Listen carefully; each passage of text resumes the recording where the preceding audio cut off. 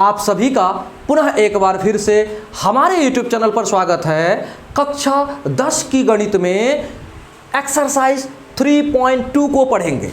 Chapter 3 के प्रश्नावली 3.2 जो बिहार बोर्ड की गणित है उसी में दो चर वाले रैखिक समीकरण युग्म में अब हम लोग आगे बढ़ेंगे। पिछले वीडियो में हम लोगों ने प्रश्नावली 3.1 को बनाया था और उसके परिचय को जाना था।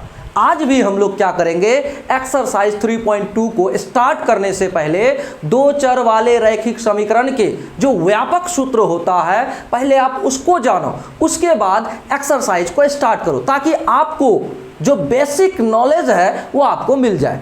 तो सबसे पहले आपको कहेंगे कि एक्सरसाइज 3.2 को स्टार्ट करने से पहले दो चर वाले रैखिक समीकरण के जो व्यापक समीकरण होता है उस सूत्र को जानो। व्यापक समीकरण जो होता है उसको जानो। तो दो चर वाले रैखिक समीकरण के व्यापक जो सूत्र होता है, व्यापक सूत्र या व्यापक समीकरण, आप दोनों में से कुछ कह सकते हो। यह होता है क्या, होता है ax plus B Y plus C बराबर 0। ये होता है। जैसे आपने व्यापक समीकरण के बारे में, व्यापक पद के बारे में जाना था पिछले एक्सरसाइज में, तो इसमें भी जानो। इसका भी एक सूत्र होता है। दो चर वाले रैखिक समीकरण के एक व्यापक समीकरण होता है, एक व्यापक सूत्र होता है। यहाँ इस तरह का है। किस तरह का? ax plus B Y plus C. तो देखिए ये आपका जो x के साथ a है और ये y के साथ जो b है, तो ये दोनों क्या है? दोनों गुणांक है। क्या है? दोनों गुणांक है जो अचर मान होंगे। क्या होंगे? अचर मान होंगे। गुणांक है जो अचर मान होंगे। याद रखिएगा ये बात। अब उसके बाद ये जो c है ना, c हमेशा अचर मान होता है। अचर मान ये हमेशा होता है, ठीक है। और ये जो x है ये और ये जो y है, ये दोनों क्या है? ये दोनों का आप ऐसे कह सकते हो कि ये दोनों क्या है? चर मान होंगे। चर होंगे, चर मान नहीं, चर होंगे।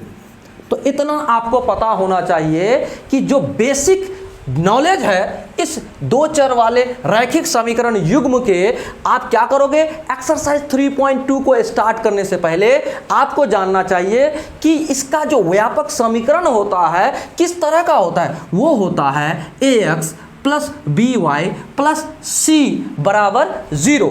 कहने का मतलब यहाँ a हमेशा अचर मान होगा और b हमेशा अचर मान होगा। और क्या होगा? ये जो चर है x और y, यहाँ x है यहाँ y है, तो ये जो चर है, चर के साथ अचर के रूप में वो गुणा में रहेगा।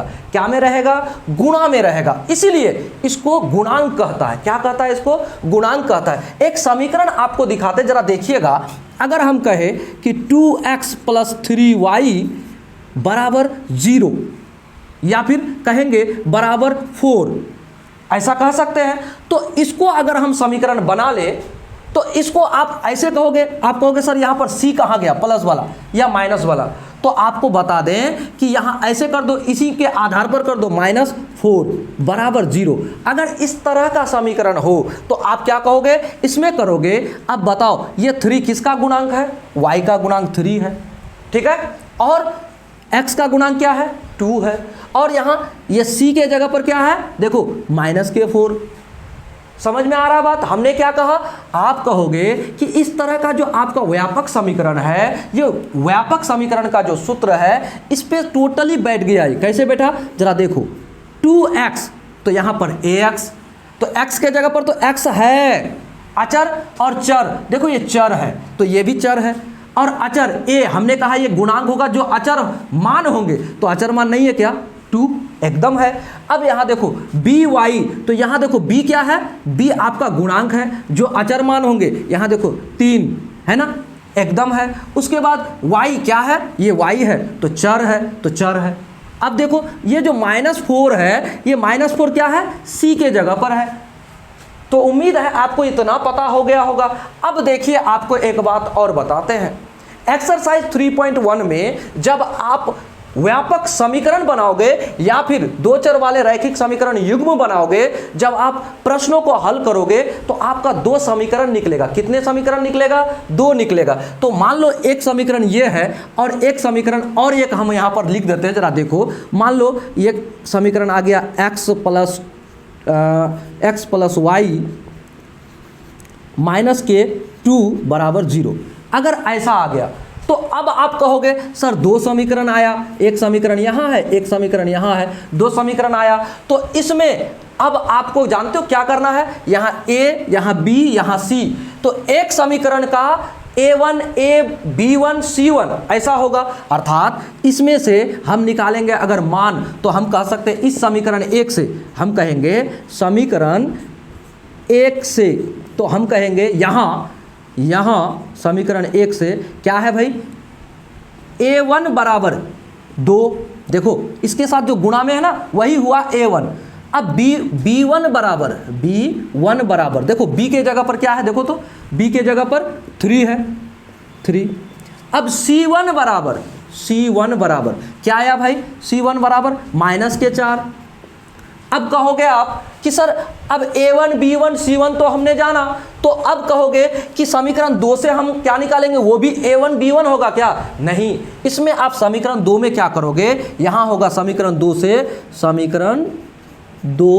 से आपका क्या होगा, a2 बराबर, यानी a के जगह पर तो है लेकिन समीकरण 2 से है, इसलिए हम इसको क्या करेंगे, a2 बराबर b2 बराबर c2 बराबर ऐसे निकालेंगे। तो a1 बराबर नहीं, यहाँ पर a1 बराबर हमने निकाल लिया। अब यहाँ पर इस समीकरण में a2 बराबर, तो देखो तो x के साथ क्या गुणा में है, क्या गुणांक है इसका। जब कुछ गुणा में ना रहे तो क्या होता है, एक गुणा में होता है। क्या होता है, एक गुणा में होता है। तो a2 बराबर 1, b2 बराबर बताओ कितना होगा, b2 बराबर y के साथ क्या गुणा में है, तो यहाँ कहोगे सर कुछ नहीं है, मतलब नहीं है तो 1 है। तो b2 बराबर 1 और c2 बराबर देखो c2 बराबर क्या है, यहाँ c के जगह पर क्या है, देखो तो -2, तो c2 बराबर -2। उम्मीद है इतना समझ में आ गया होगा आपको कि हमने क्या समझाने का प्रयास किया। हमने समझाने का प्रयास किया कि दो चर वाले रैखिक समीकरण युग्म में एक व्यापक समीकरण होता है, एक व्यापक सूत्र होता है, जो फॉर्मूला कह सकते हो आप। क्या कह सकते हो, ax plus by plus c बराबर 0। ये व्यापक सूत्र होता है जहां पर ax, तो ax है ना, तो ax का गुणांक होता है। क्या होता है, x का गुणांक होता है, यानी ये x a है और ये b है और ये c है। ठीक है, तो इतना आप अगर समझ गए, समीकरण एक से आप निकालोगे a1 b1 c1 और समीकरण 2 से निकालोगे a2 b2 c2। ठीक है, इतना अगर समझ गए तो आपको कुछ फॉर्मूले बताएंगे जिसके आधार पर आगे के प्रश्नावली में या अगला जो प्रश्नावली इसको आप पढ़ोगे उसमें भी आगे के प्रश्नों में आप इसको हल करोगे, प्रश्नों को हल करोगे। तो उम्मीद है आपको इतना समझ में आ गया होगा कि इसका जो व्यापक सूत्र है ये है, और यहाँ पर a1 b1 c1 क्या होता है, a2 b2 c2 क्या होता है और गुणांक क्या होता है, इतना आपको हमने बता दिया। तो चलिए अब हम क्या जानेंगे, a1 बटे a2 जब बराबर नहीं होता है b1 बटे b2 के तो क्या होगा, फिर a1 बटे a2 बराबर b1 बटे b2 बराबर c1 बटे c2 जब होगा तो क्या होगा, जब a1 बटे a2 बराबर b1 बटे b2 जब बराबर नहीं होगा c1 बटे c2 तो क्या होगा। तो ऐसे प्रश्नों को भी हल करने से पहले ऐसे सूत्रों को हम लोग जान लेंगे ताकि आपका बेसिक जो नॉलेज है वो आपको मिल जाए, तब जाके हम लोग एक्सरसाइज प्रश्नावली को स्टार्ट करेंगे। तो चलिए इसको मिटाते हैं और बताते हैं।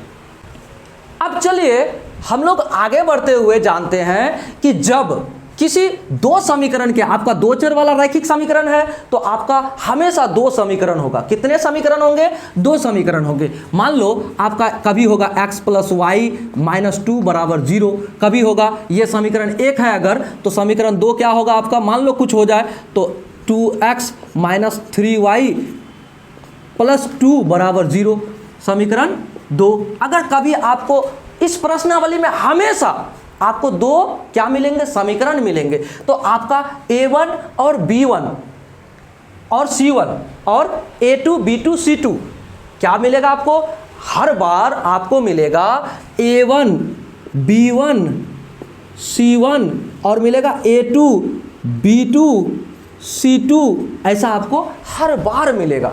तो इससे जुड़ी हुई कुछ क्या है, फॉर्मूले हैं जिसको आपको जानना जरूरी है। अगर आप जान लोगे तो आपका प्रश्न क्या होगा, आराम से बनेंगे, आप समझते हुए क्या करोगे, प्रश्नों को हल करोगे। तो चलिए बताते हैं, जब क्या होगा, आपको हम समीकरण नहीं बताकर आगे बताते हुए क्या चलेंगे, कहेंगे कि जब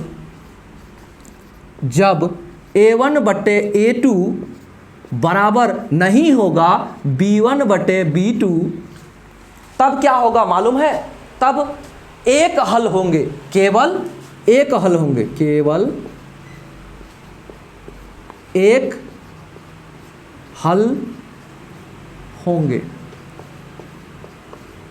और एक हल होंगे तो उसमें क्या होगा, रेखा कैसी होगी, जब आप रेखा खींचोगे तो प्रतिच्छेद करती हुई रेखा होगी, प्रतिच्छेद करती हुई रेखा होगी। क्या होगी, प्रतिच्छेद करती हुई रेखा होगी। केवल एक हल होंगे जब a1 बटे a2 बराबर नहीं होगा b1 बटे b2। देखिए, इस कॉन्सेप्ट को आप बेहतरीन ढंग से प्रश्नों को हल करते करते सीख लोगे। आप घबराना मत, इसको देखते हुए आप बिल्कुल मत घबराओ कि ये होता क्या है, केवल एक हल होंगे, प्रतिच्छेद करती हुई रेखा होगी, इस तरह का। तो आप डरो मत, क्यों, क्योंकि आपको हम जो बताने जा रहे हैं, बेसिक जो नॉलेज है उसको आप ले लो पहले, उसके बाद आगे क्या करेंगे, हल करते करते आप और ज़्यादा समझोगे। तो देखो क्या होगा, जब आपको a1 बटे a2 बराबर नहीं होगा b1 बटे b2 का, तो क्या होगा, प्रतिच्छेद करती हुई रेखा होगी इस तरह का। और हल कितने होंगे, केवल एक हल होंगे। और दूसरा एक बात और है, यहाँ देखो क्या है, अब कहेंगे जब a1 बटे a2 बराबर b1 बटे b2 बराबर c1 बटे c2, अगर ऐसा हो जाए तो ऐसा आप जांच करोगे जिस समय समीकरण 1 समीकरण 2 से, तो ऐसा अगर हो जाए तो इसका मतलब ये होता है अपरिमित रूप से इसका अनेक हल होते हैं। कितना होते हैं, अपरिमित रूप से इसके अनेक हल होते हैं। लिख देते हैं, अपरिमित रूप से अनेक हल होंगे, अनेक हल होंगे। क्या होंगे, अपरिमित रूप से अनेक हल होंगे। और कैसा रेखा होगा इस पर, देखो बताते हैं कैसा होगा। एक रेखा ऐसे चली और दूसरा रेखा उसी के ऊपर से चली, तो ये क्या हुआ, समपाती रेखा हुआ।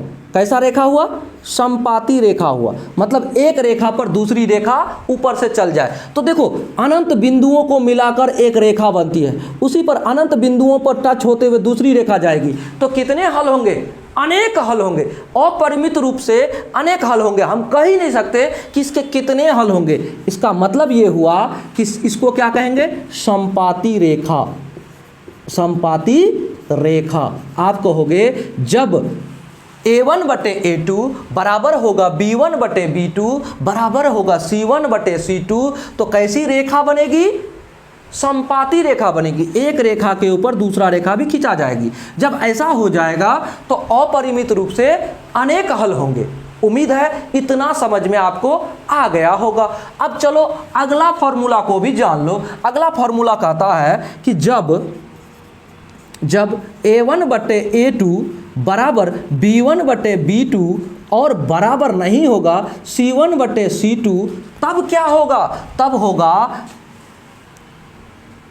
कोई हल नहीं, कोई हल नहीं। भाई क्यों नहीं होगा कोई हल, इसलिए कि कैसा रेखा बनेगी, समांतर रेखाएं होगी। तो समांतर रेखा आज तक दुनिया में कभी एक साथ टकराया है क्या, कभी नहीं टकराया। जब टकराएगा ही नहीं, अर्थात उसके कोई हल नहीं होंगे। कोई हल नहीं होंगे मतलब कैसा होगा? समांतर रेखा होगी, समांतर रेखा। तो ये सारी बातें आपको काम आएगा क्या करने में? आपको प्रश्नों को हल करने में। एक्सरसाइज 3.2 में भी और उससे आगे के भी प्रश्नावली में आपको ये सारे फॉर्मूले आपको काम आने वाला है। चलिए हम लोग इतना को अगर जान गए तो अब हम लोग बढ़ते हैं आगे एक्सरसाइज 3.2 को बनाने की ओर। अब चलिए प्रश्नावली 3.2 के पहला सवाल में कुछ पढ़ते हैं और समझिए प्रश्न को पढ़कर। पहले आप प्रश्न को समझिए, उसके बाद हल करने के बारे में सोचिएगा। एकाएक हल करने के लिए नहीं सोचना है, पहले आपको बेहतरीन ढंग से कॉन्सेप्ट को समझना है, तब जाके आपका प्रश्न बनेगा। क्या पता हम जो प्रश्न आपको बताते बोर्ड में उसी में अंकों को छेड़छाड़ करके अलग प्रश्न दे दे। तो आप पहले क्या करो, कॉन्सेप्ट को समझो कि यही प्रश्न नहीं भी रहे तो आप बना लोगे। तो चलिए बताते हैं आपको। निम्न समस्याओं में रैखिक समीकरणों के युग्म बनाइए और उनके ग्राफीय विधि से हल ज्ञात कीजिए। क्या कहा? सबसे पहले आपको कहा कि निम्न जो समस्याएं हैं उसका सबसे पहले आप क्या करोगे? रैखिक समीकरणों के युग्म बनाओगे और उसके बाद उनके ग्राफीय विधि से हल करोगे। तो हम लोग क्या करेंगे? समीकरण भी बनाएंगे और क्या करेंगे? ग्राफीय विधि से हल भी करेंगे। तो चलिए पहला प्रश्न में पहला का यानी 1 नंबर के पहला जो सवाल है उसमें कहता है कक्षा 10 के 10 विद्यार्थियों ने, कक्षा 10 के कितने विद्यार्थियों? x का कहने का मतलब 10, कक्षा 10 के कितने विद्यार्थी? 10 विद्यार्थियों ने क्या किया? जरा प्रश्न को पहले समझो। कक्षा 10 के 10 विद्यार्थियों ने एक गणित की पहली प्रतियोगिता में भाग लिया। कोई प्रतियोगिता यानी कि कंपटीशन वाला एग्जाम था, कैसा? पहली वाला, उसमें भाग लिया। यदि लड़कियों की संख्या लड़कों की संख्या से 4 अधिक हो, यदि लड़कों की संख्या यानी कि इसमें लड़की लड़का दोनों है, यानी 10 विद्यार्थी में लड़की लड़का दोनों है, जिसमें से क्या कहता है कि यदि लड़कियों की संख्या लड़कों की संख्या से 4 अधिक हो तो प्रतियोगिता में भाग लिए लड़कों लड़कियों की संख्या ज्ञात कीजिए। तो आप कैसे ज्ञात करोगे? सबसे पहले हम मानेंगे, क्या मानेंगे? लड़कों की संख्या और लड़कियों की संख्या। तो आपको हम बताएं कि कुल विद्यार्थी कितने हैं। सबसे पहले ये जानो कुल विद्यार्थी कितने हैं? कुल बराबर 10, इतना ही है। तो हम मानते हैं, सबसे पहले हम लिखते हैं 1 नंबर का 1 नंबर, लिखते हैं हल और लिखते हैं माना लड़कों की संख्या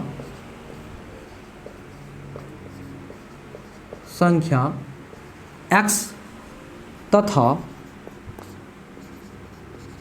लड़कियों की संख्या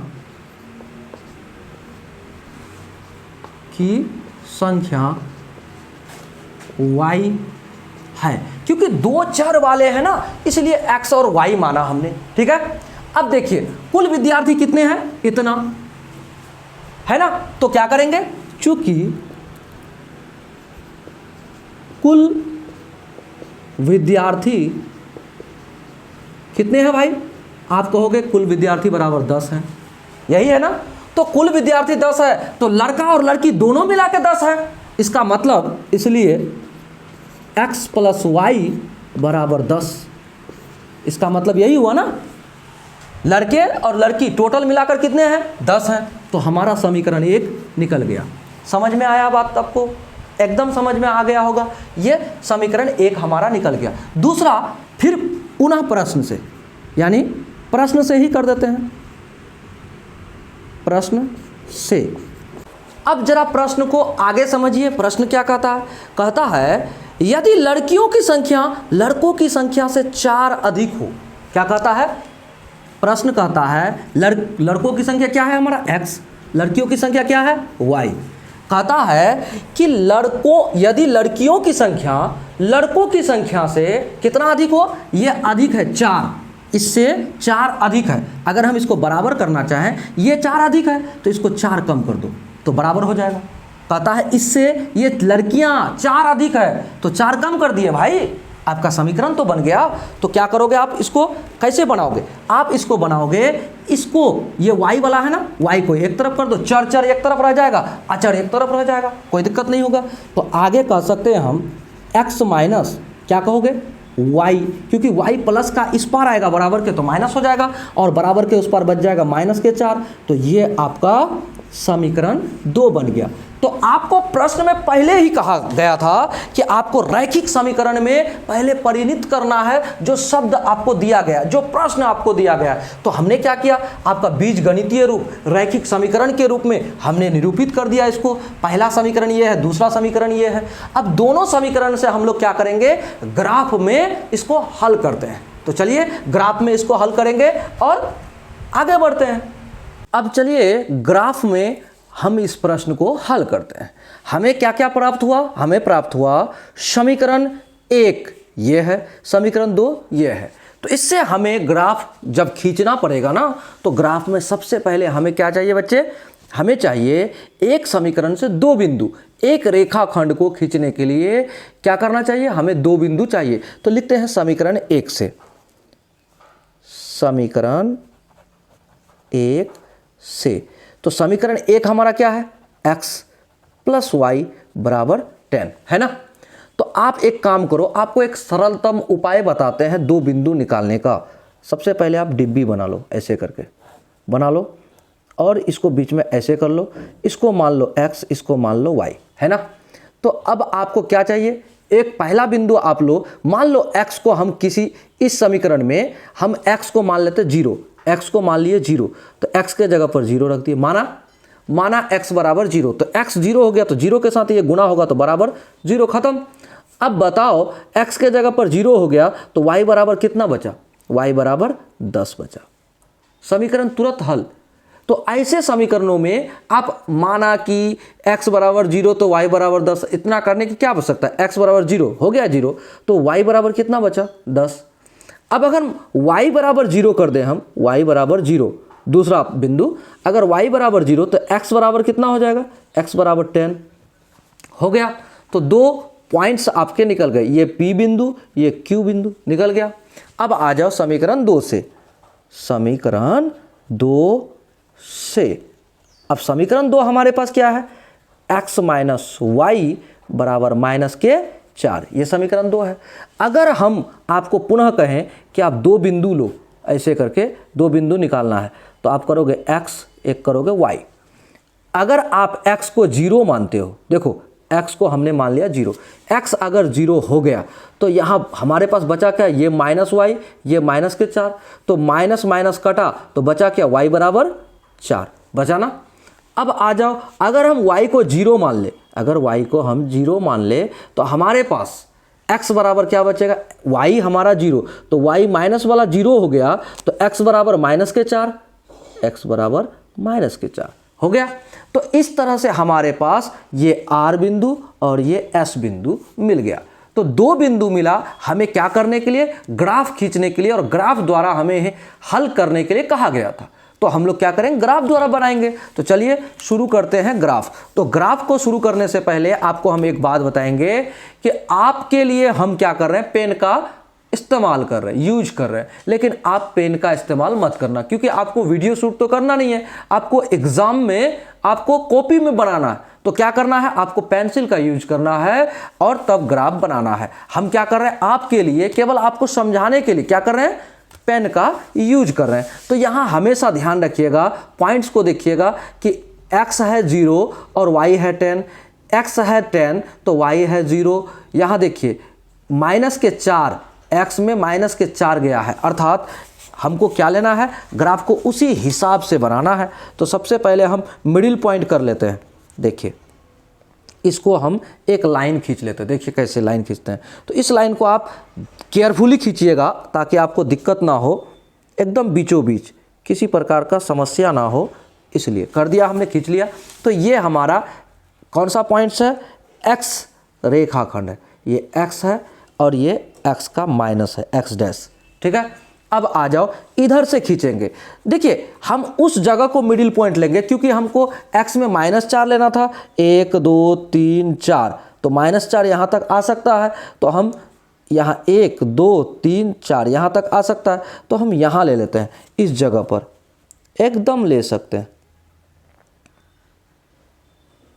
हम। अगर इस जगह को मान लेते हैं कि इस रेखा को ले लेंगे y अक्ष, ले लिया। अब आ जाओ y अक्ष, ये y का डैश हुआ यानी माइनस में, ये नीचे वाला माइनस में और ये प्लस में, y का प्लस में। अब देखिए ये होता है 0 मिडिल पॉइंट, ठीक है।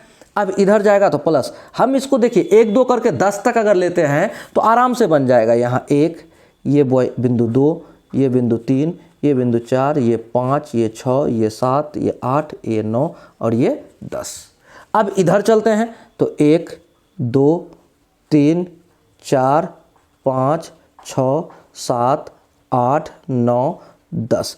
देखिए आपको है ना, आपको ये गारंटी है कि आपके बोर्ड परीक्षा में आपको एक ग्राफ रहेगा, ठीक है।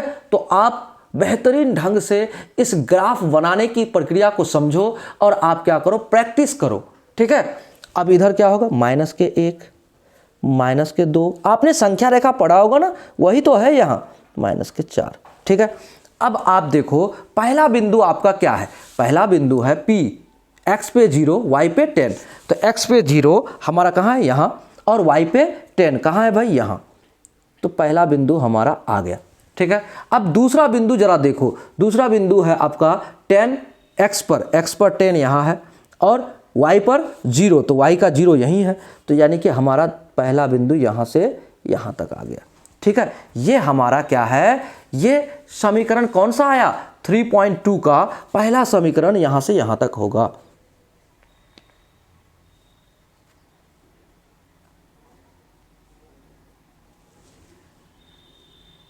इसको केयरफुली आप खींच लेना, हो गया।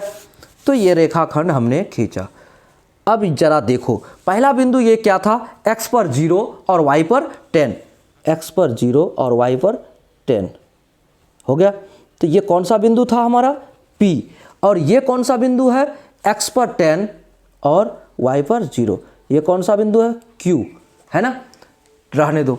और ये समीकरण कौन सा है ये भी आपको लिखना है। तो समीकरण आप चाहे तीर के सामने लिखो या फिर यहाँ लिखो, कोई दिक्कत नहीं, तीर के सामने ही लिख देते। आपका समीकरण है x प्लस वाई बराबर 10, ये आपका समीकरण है, क्लियर।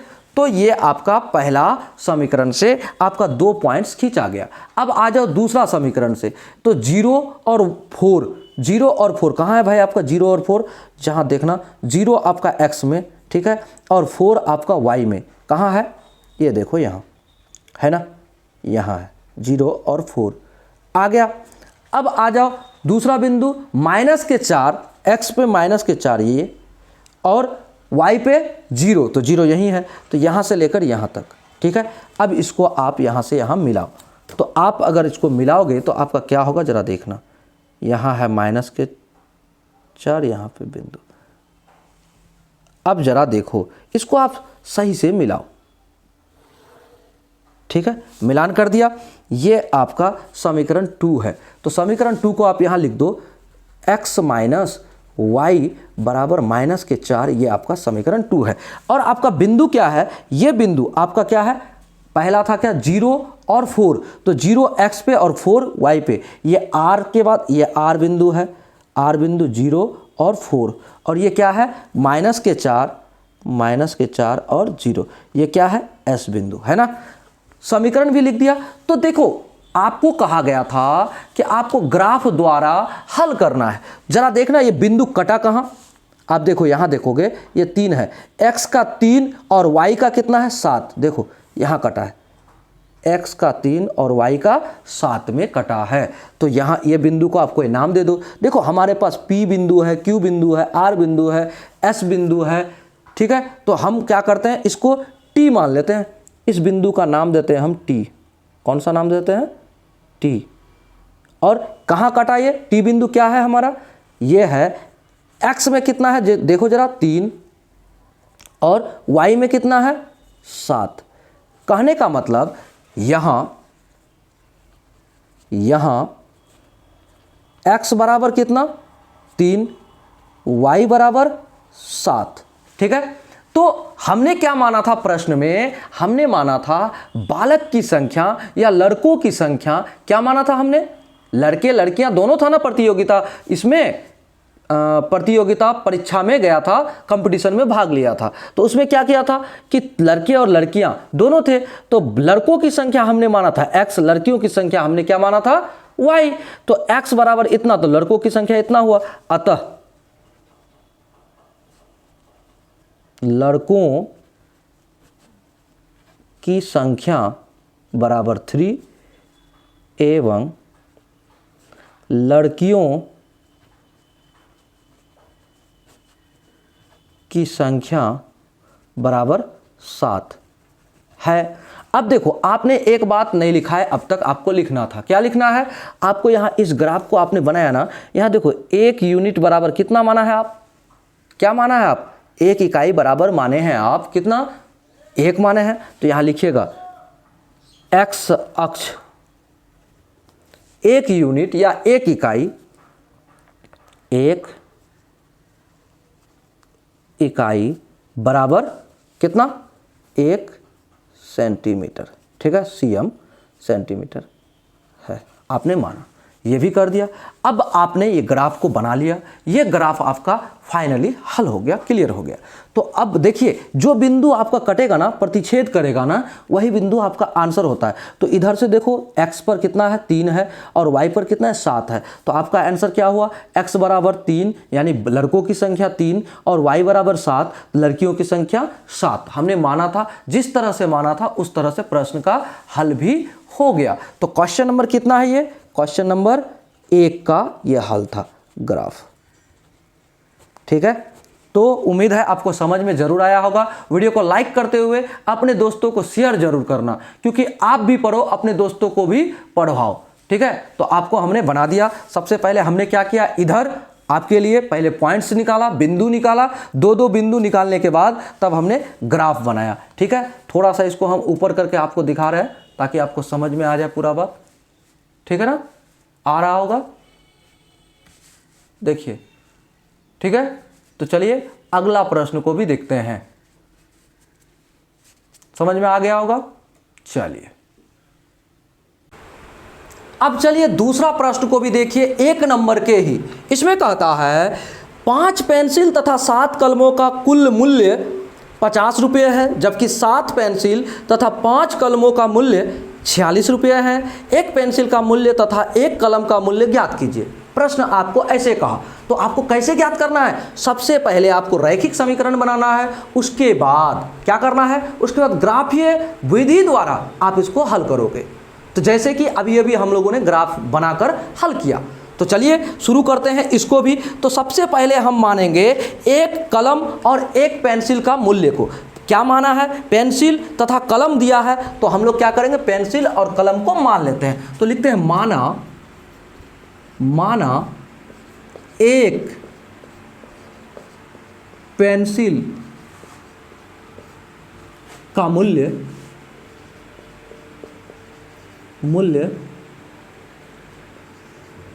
बराबर x रुपया तथा एक कलम का मूल्य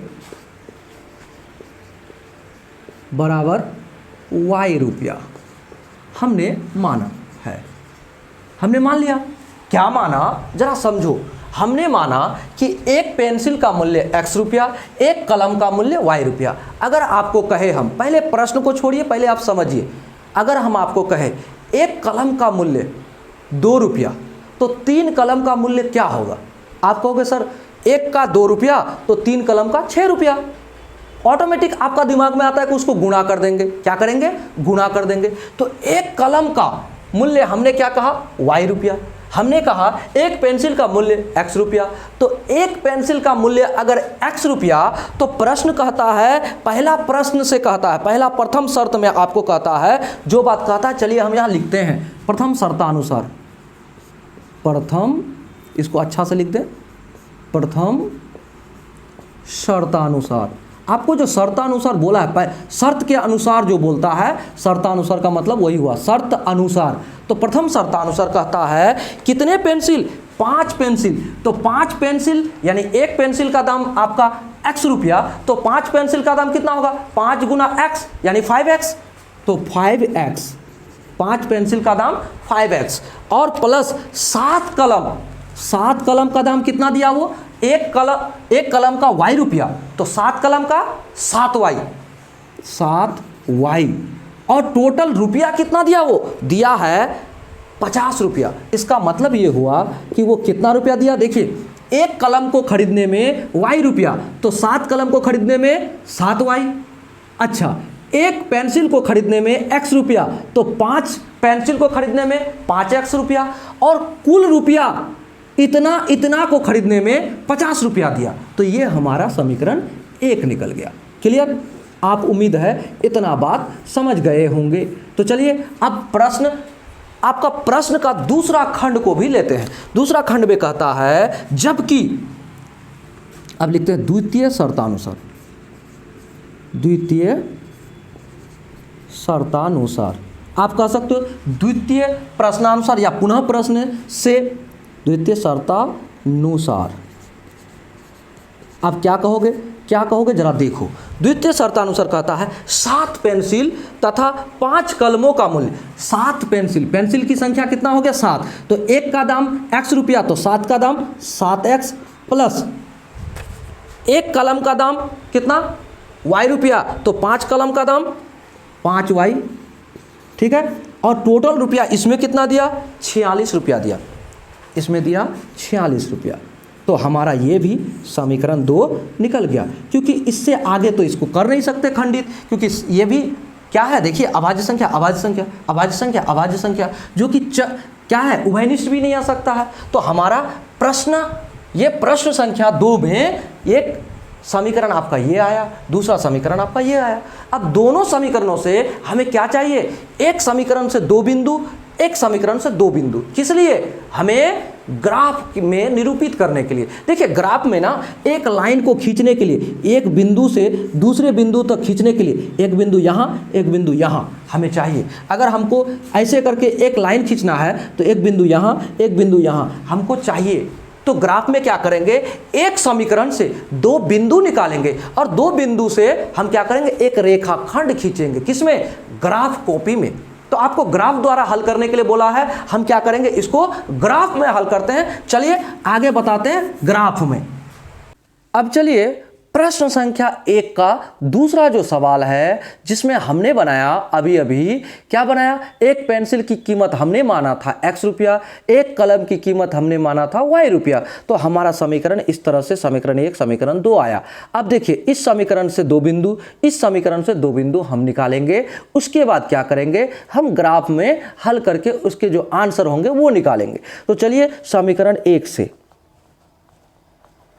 समीकरण 1 से हम क्या करेंगे, समीकरण 1 है हमारे पास 5x प्लस 7y बराबर 50। तो देखो आप यहाँ पर मानो x बराबर कुछ मानो या y बराबर कुछ मानो ऐसा कि उसको 0 करके हम क्या करें, x का मान निकाल ले और फिर उसको 0 करके, जिसको आप मानोगे उसको 0 करके आप y का मान निकाल ले। तो दोनों तरफ से आपको दिक्कत नहीं होगी, आराम से बन जाएगा। तो जरा देखो अगर हम इसको 0 मान ले तो क्या ये 0 होने के बाद 7 से 50 कटेगा, नहीं कटेगा। अगर हम इसको 0 मान ले तो ये 5 कट जाएगा। तो मान लेते, माना y बराबर 0 हमने माना, तो क्या होगा क्या, 5x प्लस 7 गुना y यानी 0 बराबर 50। तो देखो यहाँ 5x प्लस 0 बराबर 50 होगा, एकदम होगा। आप कहोगे सर 5x बराबर 50 क्यों, क्योंकि ये 0 तो ख़त्म। अब x बराबर 50 बटे 5, जब आप इसको भाग करोगे 5 एकम 5, 5 दशमलव 50, तो x बराबर 10। तो आपका पहला बिंदु यानी P बिंदु क्या आया, देखो x आपका 10 आया और y आपका 0 आया। क्लियर? अब फिर से मानते, माना अब y को ही कुछ मान लो ऐसा जिससे आपका ये कटे। फिर अगर हम इसको 10 7 70 करेंगे इधर जाके, तो ये 10 करेंगे तो 10 7 70, इधर जाएगा तो क्या हो जाएगा, ये 70 इस पार माइनस हो जाएगा और इसके बाद इससे घटेगा तो 20 आएगा, 20 इससे कट जाएगा। तो चलो माना y बराबर 10 हम मान लेते हैं। तो क्या करते हैं, इसलिए क्या हो जाएगा, या कॉमा दे दो यहाँ पर, और आपका क्या होगा 5x प्लस 7 गुना 10 बराबर 50। ठीक है, अब आप देखो, आप यहाँ से कर दो 5x प्लस 70 बराबर 50। थोड़ा सा इधर खिसका रहा है क्योंकि इधर जगह बचाना है। ठीक है, अब इसको आप क्या करो, इसको ना यहाँ पर या का चिन्ह दे दो, या फिर एरो का चिन्ह दे दो। ठीक है, इसी तरह से आपको यहाँ भी देना है। तो अब आप क्या करोगे, 5x बराबर 50, ये प्लस 70 इस पार जाएगा तो माइनस 70 होगा। इतना तो आपको समझ में आ रहा होगा हम क्या कर रहे हैं। आगे क्या करेंगे, आगे करेंगे 5x बराबर 70 से 50 गया तो माइनस के 20 आएगा। अब x बराबर माइनस के 20 बटे 5 काटो, 5 एकम 5, 5 चौके 20, 4 आ गया। एकदम आपको समझ में आ रहा होगा। तो अब x बराबर क्या आया, माइनस के 4। तो अब आप कहोगे कि सर यहाँ पर हमारा x, ये p के बाद q बिंदु क्या क्या आया, q बिंदु आया माइनस के 4, और कॉमा में क्या आया देखो यहाँ पर, यानी y का 10। ठीक है, अब हमारा p और q दोनों बिंदु निकल गया। अब हम लोग समीकरण 2 से निकालते, क्योंकि एक समीकरण से दो बिंदु निकालते एक समीकरण से। ठीक है, समीकरण 2 से। ठीक है, समीकरण 2 हमारा क्या है जरा देखना, 7x प्लस के 5y बराबर 46। ठीक ठाक उसी तरह का प्रश्न है, लेकिन इसमें भी आपको थोड़ा जटिलता है मानने में। आप x को और y को इस तरह का पॉइंट्स मानो कि आपको दिक्कत ना हो। ठीक है, तो समीकरण 2 में हमें क्या मानना चाहिए जरा देखो क्या है। सबसे पहले आप देखो 46 है, 46 को इस तरह से आपको कुछ लेके बनाना है कि आपका ये जो कट जाए, यानी कट के आपका 1/2, 2/3 इस रूप में ना आए। ठीक है, तो आपको इस तरह का मान मानना है कि आपका ये हल हो जाए। अगर हम ऐसा करें जरा देखना समझो, अगर हम इसको 8 मान ले, x बराबर 8 मान ले, तो 8 7 56, 56 इस पार जाएगा तो 46, 10 हो जाएगा। इस 10 को इधर से भाग देंगे, आराम से निकल जाएगा। माना थोड़ा कॉमन सेंस को लगाना है आपको इसको बनाने के लिए। माना x बराबर 8 हमने माना, तो क्या हो जाएगा आपका, हो सकता है 7 गुना 8, यानी x को 8 माना आप, प्लस 5y बराबर 46। अब जरा ये करो, 8 7 56। ठीक है, और यहाँ क्या हो जाएगा आपका जरा देखना, 8 7 56 प्लस 5y बराबर 46। इस 56 को बराबर के इस पार लाएंगे तो माइनस होगा, है ना। तो यहाँ से हम इसको थोड़ा सा ऐसे कर लेते हैं ताकि आपका ग्राफ में फाइनली इधर से बढ़े। तो यहाँ कर देते हैं 56 को बराबर के उस पार ले आते हैं, 5y बराबर 46 माइनस 56, क्योंकि बराबर के उस पार जाएगा तो माइनस हो जाएगा, प्लस वाला माइनस होगा। तो अब आप करोगे क्या करोगे, 5y बराबर 46 56, तो यानी कि 10, वो भी माइनस के। तो y बराबर आपका क्या होगा 10/5, वो भी माइनस वाला, 5 एकम 5, 5 दूनी 10, तो y बराबर आपका -2। तो आपका दूसरा बिंदु PQR आपका बिंदु क्या आया, आपका आया x बराबर 8 और y बराबर -2। ठीक है, इतना समझ गए। उम्मीद है आपको इतना समझ में जरूर आया होगा। अगला बिंदु आपका क्या निकलेगा, फिर समीकरण 2 से माना, फिर आप मानो। क्या मानोगे इस समीकरण 2 में, देखो क्या मानोगे आप समीकरण 2 में कि पुनः फिर उसी तरह का आपका 2 8 इस रूप में आए, ये नहीं कि 1/2 2/3 ऐसे करके कुछ आए। तो आपको ऐसा मानना है।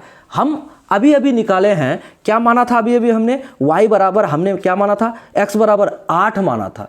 तो x बराबर क्या हम 2 मान सकते हैं, पुनः हम मान सकते हैं। क्या करेंगे, x बराबर अगर हम 2 मान ले, देखो यहाँ पर r में क्या आया है, y 2 आया है ना, अगर हम 2 मान ले तो फिर उसी तरह से हमारा कट जाएगा। माना x बराबर -2 हमने मान लिया, तो देखो क्या होता है, -2 अगर माना तो क्या होगा, तो आपका समीकरण 2 क्या कहता है, 7 गुना x, तो x को आपने -2 माना तो -2 बराबर इधर प्लस 5y और इधर बराबर 46, है ना।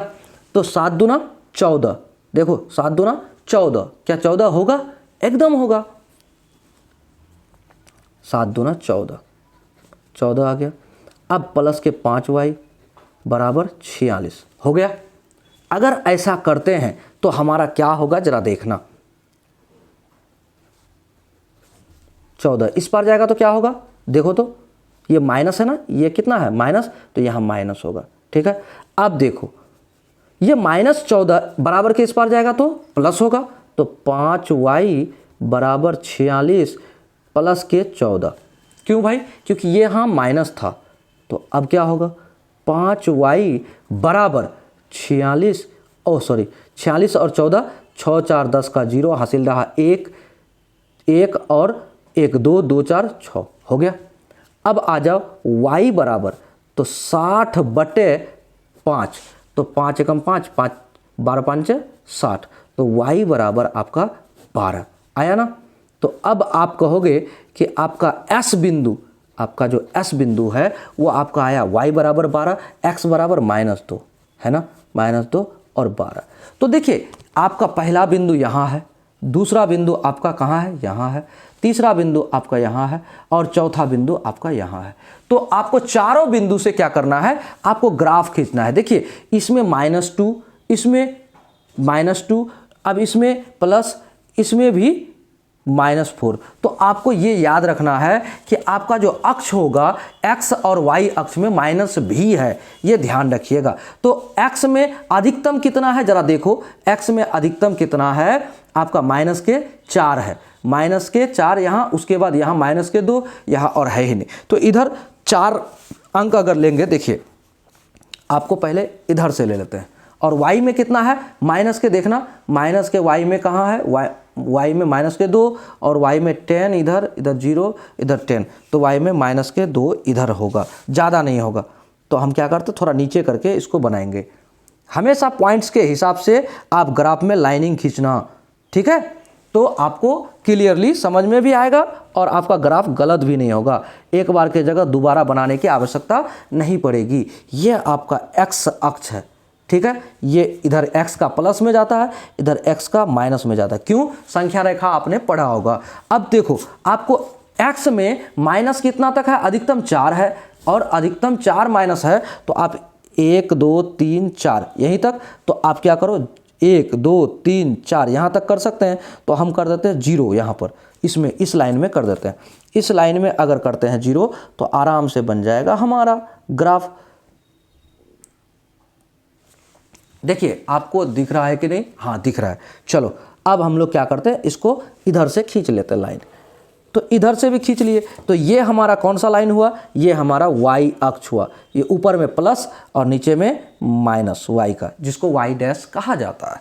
तो अब आप इसको संख्या रेखा को बनाओ, ये 0, इधर 1, इधर 2, इधर 3, इधर 4, इधर 5, इधर 6, इधर 7 8 9 10।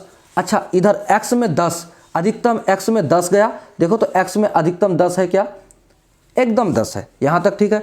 अब y में अधिकतम कितना है जरा देखो, y में 1 2 3 4 5 6 7 8 9 10 11 12, अधिकतम y में कितना है देखो तो y में आपका 10 है, इधर y में 12 है, तो अधिकतम 12 तक हमने ले लिया।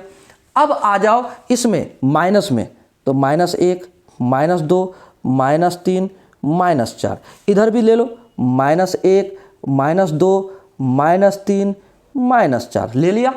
अब देखो पहला पॉइंट आपका क्या कहता है, आपका पहला पॉइंट कहता है कि x में 10 लो, तो x में 10 यहाँ तक ले लिया, और y में क्या लो 0, तो आपका पहला बिंदु यही है, ठीक है, यानी पहला बिंदु यही है। अब दूसरा बिंदु आप चले आओ यहाँ, दूसरा बिंदु -4, x में -4 यहाँ, और दूसरा क्या है प्लस, अच्छा y में देखो, y में क्या है, y में 10, तो यहाँ 4 आपका x में इतना, और प्लस के 10 लेना है किस में, y में, तो आपका 10 कहाँ है देखो यहाँ, x में 4 माइनस के और y में 10, तो 10 आपका कहाँ आएगा जरा देखना, इधर से इधर से इधर से यहाँ 10, तो 4 कहाँ है भाई आपका, 4 ये जा रहा है, 4 4 4 4 4 10 यहाँ, ये देखो आपका पॉइंट यहाँ है, ठीक है। तो ये दोनों बिंदु को आपको मिलाना है, तो आपका दोनों बिंदु कैसे मिलेगा जरा देखना, आप इधर से ये 10 वाला पॉइंट यहाँ है और ये बिंदु यहाँ है, दोनों को आप मिलाओ, मिला दिया। अब देखो इसको लाइन खींच लेते हैं।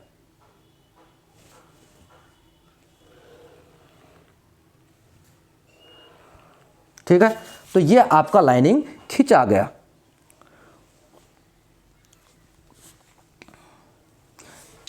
चलो पहला बिंदु आपका क्या था, इधर से 10 और इधर से 0 कर दिया। ये कौन सा बिंदु था, P। अब यहाँ आओ, दूसरा बिंदु क्या था आपका, प्लस का माइनस का 4, ठीक है, माइनस का 4 x में, तो माइनस का 4, और y में कितना था आपका, y में था 10, तो दे दिया। ये कौन सा बिंदु है, P के बाद Q बिंदु। अच्छा, अब आप कहोगे कि ये समीकरण कौन सा है, तो समीकरण है आपका 5x + 7y बराबर है 50, ये समीकरण है। ठीक है, अब आप क्या करो, इसमें अब दूसरा बिंदु आप खींचो। दूसरा बिंदु में आपको समीकरण 2 से निकला होगा, पहला निकला है r और दूसरा निकला है इसका s। तो r में है 8 और माइनस के 2, तो r में है 8 यानी x है 8 यहाँ है, और माइनस के 2, तो माइनस के 2 आपका क्या है y में माइनस के 2 कहाँ है भाई, y में माइनस के 2 इधर, तो 8 और 2, ये देखो यहाँ 8 और 2, तो यहाँ आ गया ये बिंदु आ गया। अब आ जाओ अगला बिंदु। अगला बिंदु आपको कहता है कि S जो बिंदु है उसमें x क्या है, -2, x है -2, चलो x -2 यहाँ है, ठीक है यहाँ, और प्लस के 12 y में 12 प्लस के किधर है भाई, यहाँ, तो 2 और 12, 2 यहाँ इधर है और 12 कहाँ है यहाँ, तो यानी कि ये बिंदु देख लो। तो दोनों बिंदु को आप मिलाओ और जहां कटेगा ये जो रेखा वही आपका क्या बिंदु होगा, आपका आंसर होगा।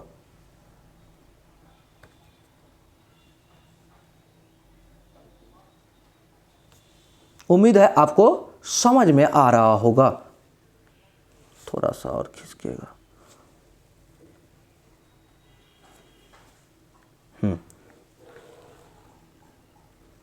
ठीक है, तो ये आपका कौन सा रेखा हुआ, ये रेखा है समीकरण 2 का। तो समीकरण 2 का पहला बिंदु क्या निकला आपका है 8 और 2 माइनस का, तो 8 और 2 वो भी माइनस का।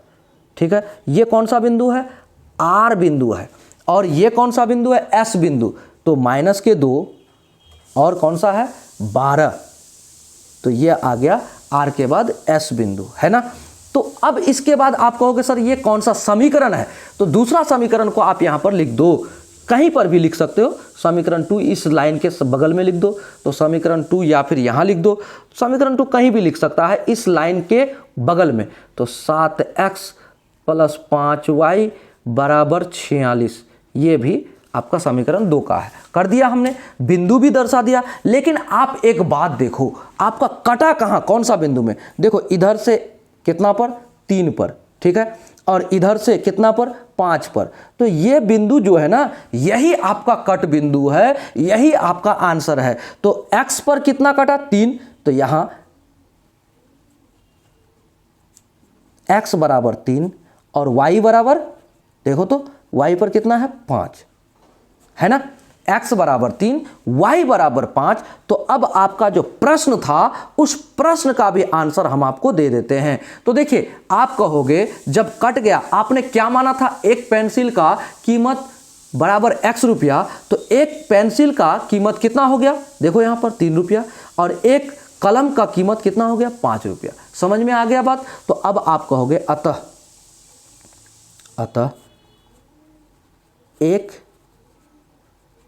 पेंसिल की कीमत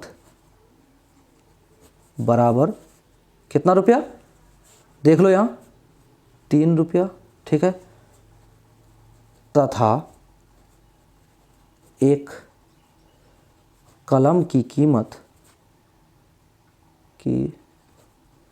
कीमत बराबर कितना रुपया 5 रुपया है। यहाँ लिख दो x अक्ष या x एक्सिस, एक यूनिट मतलब एक इकाई, बराबर 1 सेंटीमीटर जो आपने माना है। ठीक है, तो आपका इस तरह से क्लियर हुआ इस प्रश्नावली। लेकिन इसमें अब आपको एक बात और बताएंगे, ये प्रश्न जब क्लियर हुआ तो आपका बिंदु जहां काटा उसको आपको ये नाम दे दो। चलो इसको हम दे देते टी नाम दे दिए।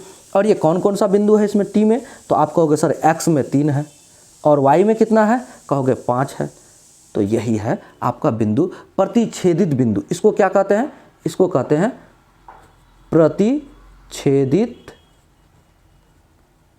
बिंदु। और प्रतिच्छेदित बिंदु ही आपको दर्शाता है कि इसका हल क्या है।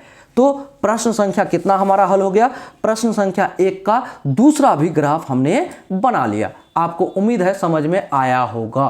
देखिए हमने क्या किया, जरा आप समझो। देखो आपको समझाने के लिए ही ऐसा बताया हमने। नंबर का हल है ग्राफीय विधि द्वारा, ग्राफीय विधि द्वारा हल। उम्मीद है आपको समझ में आ गया होगा कि हमने ये ग्राफीय विधि द्वारा हल किया। ये बिंदु ही दर्शाता है कि कितने कलम, यानी एक पेंसिल की कीमत 3 रुपया और एक कलम की कीमत y रुपया है। तो उम्मीद है आपको समझ में जरूर आया होगा। अब चलिए इससे आगे के प्रश्न को हल करेंगे। वीडियो को शेयर कीजिएगा दोस्तों को और वीडियो को लाइक करते हुए शेयर कीजिएगा। चैनल पर अगर नए हैं तो चैनल को सब्सक्राइब कीजिए। आपको बिहार बोर्ड के जो परीक्षा है उसमें संभावित प्रश्नों के भी हल आपको अंततः इस प्रकार से दिया जाएगा कि आप अपने बोर्ड परीक्षा में आप एकदम से गजब के नंबर ले पाओगे। अब इसमें ग्राफ के बाद जो अगला 2 नंबर का प्रश्न है उसको तो हल करेंगे। अब चलिए प्रश्न संख्या 2 को हल करते हैं। और 2 में क्या कहता है जरा देखिए, बेहतरीन सवाल है 2 नंबर के भी, इसको देखिए। अब हम लोग को जैसे 1 नंबर में कहा था कि आप ग्राफीय विधि से हल कीजिए, तो अभी अभी हम लोगों ने क्या किया, ग्राफीय विधि से हल किया। अब हम लोग क्या करते हैं, प्रश्न संख्या 2 में क्या कहता है उसको जरा समझिए। कहता है अनुपातों A1/A2, B1/B2 और C1/C2 की तुलना कर, मतलब आपको तुलना करने बोलता है। तुलना कर ज्ञात कीजिए कि निम्न समीकरण युग्म द्वारा निरूपित रेखाएं एक बिंदु पर प्रतिच्छेद करती है, समांतर है अथवा समपाती है। अभी अभी आपको ये बताए थे, हम क्या बताए थे कि जब A1/A2 बराबर B1/B2 नहीं होगा, बराबर नहीं होगा, तो क्या होगा, आपका प्रतिच्छेद करती हुई रेखा होगा। केवल क्या होगा, एक हल होगा, केवल एक हल होगा, एक हल होगा, केवल एक हल होगा। और प्रतिच्छेद करती हुई रेखा कहने का मतलब ऐसे,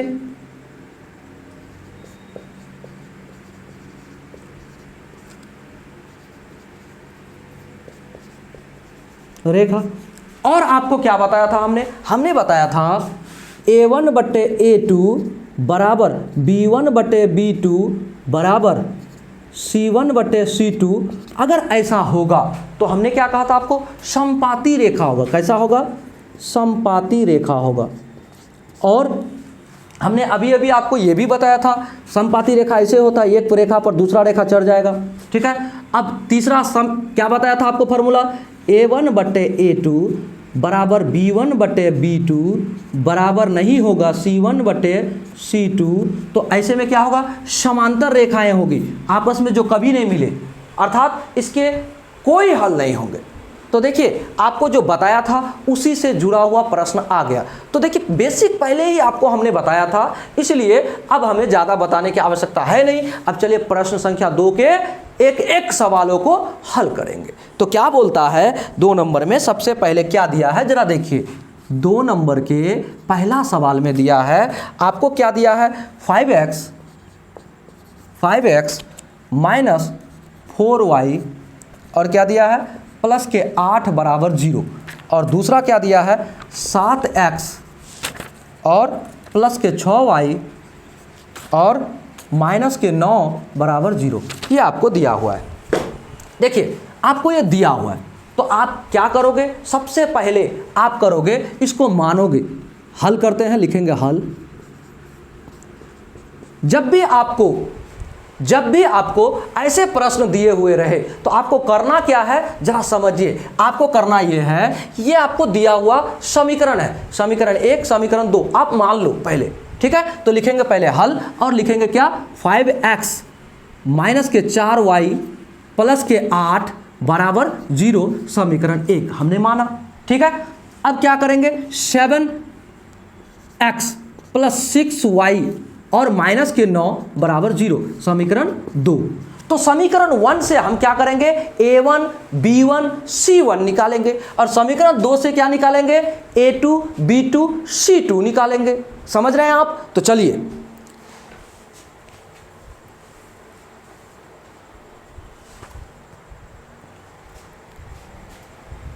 चलिए समीकरण 1 से हम क्या निकालेंगे, a1 b1 c1 निकालते हैं। समीकरण 1 से a1 बराबर क्या है हमारा, देखिए तो 5, ठीक है।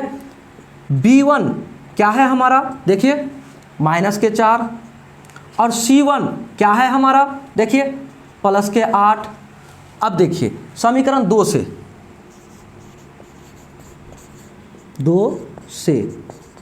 आप कहोगे सर a2 हमारा है 7, b2 हमारा है 6 और c2 हमारा है माइनस के 9।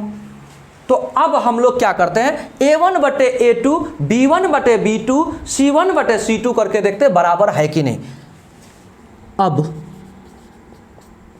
a1 बटे a2 बराबर क्या होगा, आप जरा देखो, a1 क्या है 5 बटे 7 आ गया, a1 बटे a2 हम क्लियर किए। अब चलो b1 बटे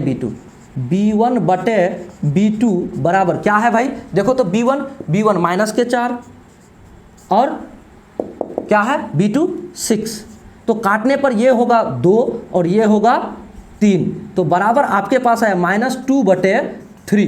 तो यहाँ देखो 5 बटे 7 बराबर है क्या, -2 बटे 3 के, नहीं है। तो हम लिखेंगे, चूंकि हम लिखेंगे यहाँ, अगर आपका कॉपी में आप बना रहे हो तो आप इसके नीचे ही बनाना, ठीक है। हमारे पास बोर्ड है तो हम क्या करते हैं, साइड में बना देते हैं ताकि आपको समझ में भी आ जाए। तो लिखते हैं, चूंकि a1 बटे a2 बराबर नहीं है b1 बटे b2, तो बराबर नहीं है b1 बटे b2 है ना। हमारा क्या है, a1 बटे a2 5 बटे 7 आया और b1 बटे b2 माइनस के 2 बटे 3 आया, तो बराबर है क्या, नहीं है। तो हम लिखते हैं चूंकि इतना बराबर नहीं है इतना के, हमने कह दिया।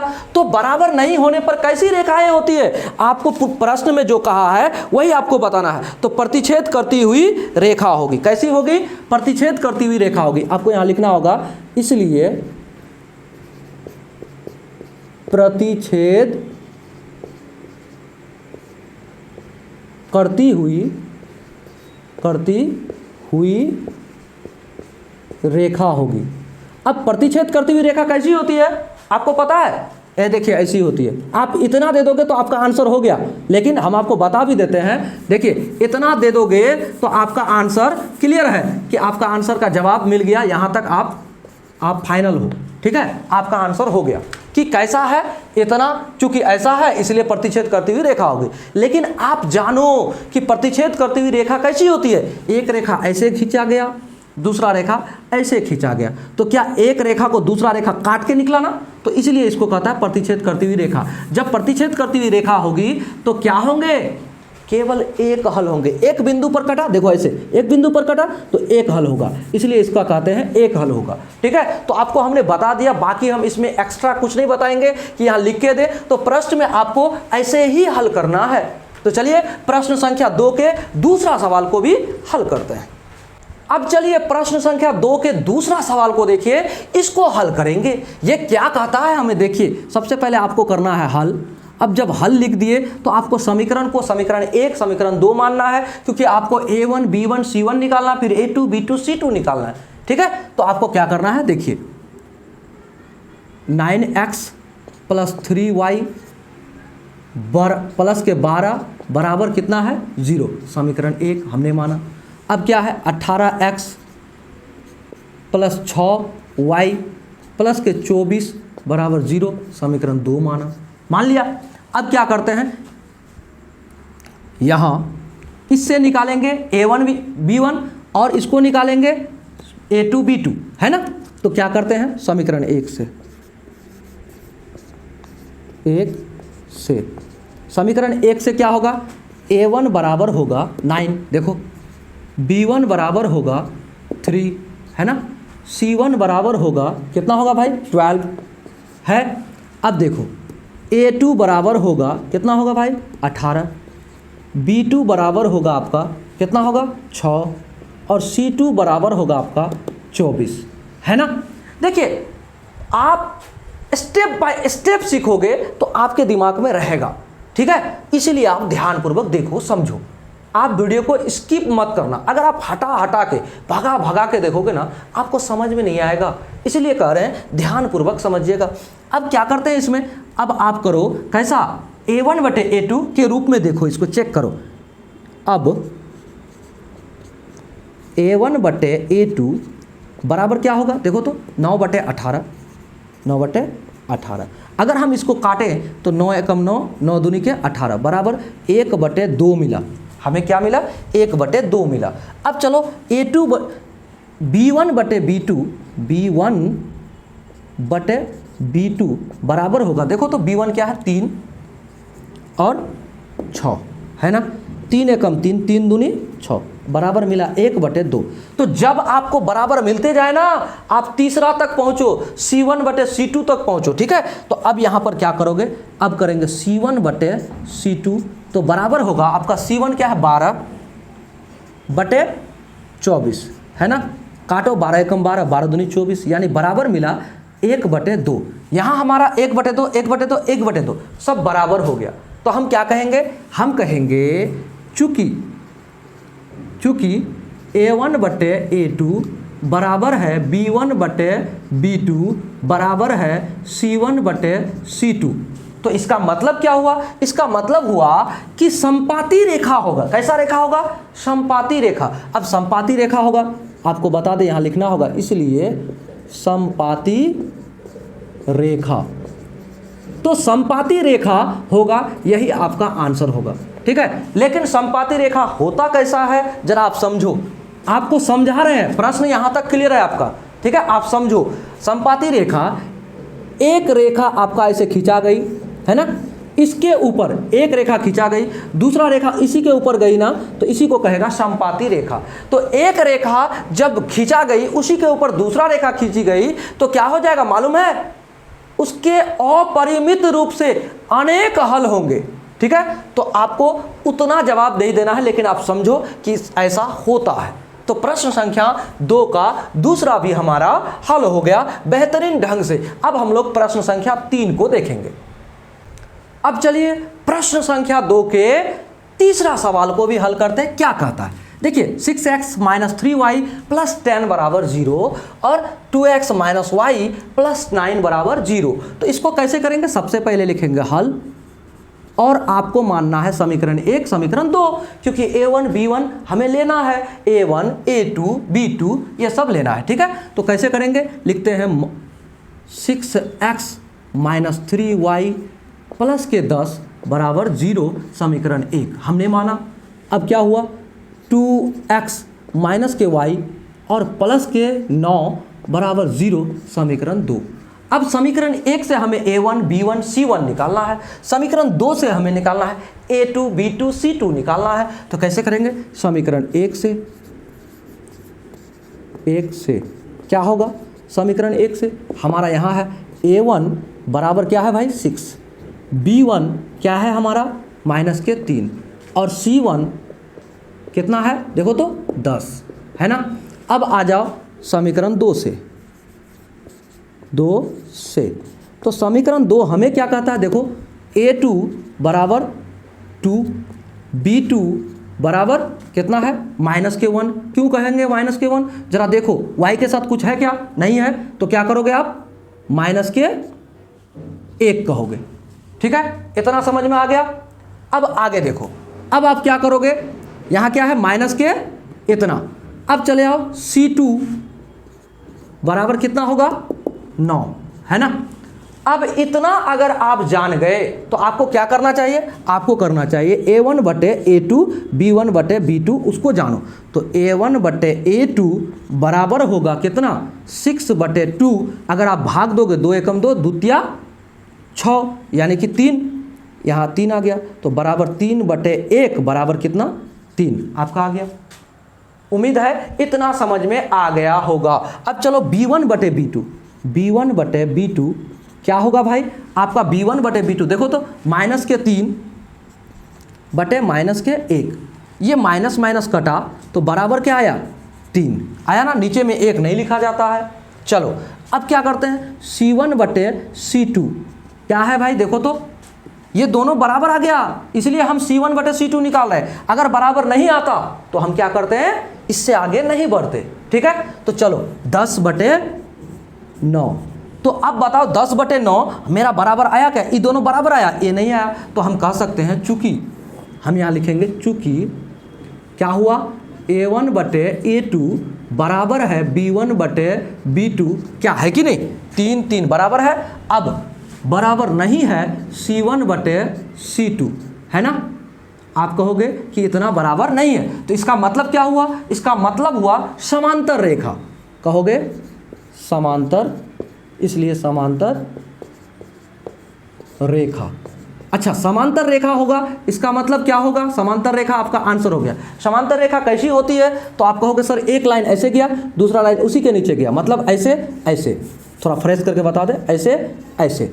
तो समांतर रेखाएं आपस में कभी नहीं मिलती है, किसी बिंदु पर कटती ही नहीं है, इसलिए इसके कोई हल नहीं होते हैं, ठीक है। तो आपका आंसर यहीं तक था, इससे आगे नहीं है। तो चलिए वीडियो को लाइक करते हुए अपने दोस्तों को शेयर कीजिए और वीडियो को कमेंट कीजिए कि आपको पढ़ाई कैसा लगा। अगर अच्छा लगा तो जरूर कुछ ना कुछ लिखें, आपको पसंद आ रहा है तो अपने दोस्तों को वीडियो शेयर कीजिए। अगर चैनल पर नए हैं तो चैनल को सब्सक्राइब कीजिए, क्योंकि बिहार बोर्ड में आपको 90+ मार्क्स करने का जो ठान लिया है हमने, वो आपके लिए करेंगे। आप जहां हो, जैसे हो, जिस स्थिति में हो, आप गणित को पढ़ो, हमारे YouTube चैनल के माध्यम से खुद पढ़ो, अपने दोस्तों को भी पढ़वाओ। तो चलिए मिलते हैं अगले वीडियो में अगले सवाल के साथ। इस वीडियो में यहीं तक, जय हिंद।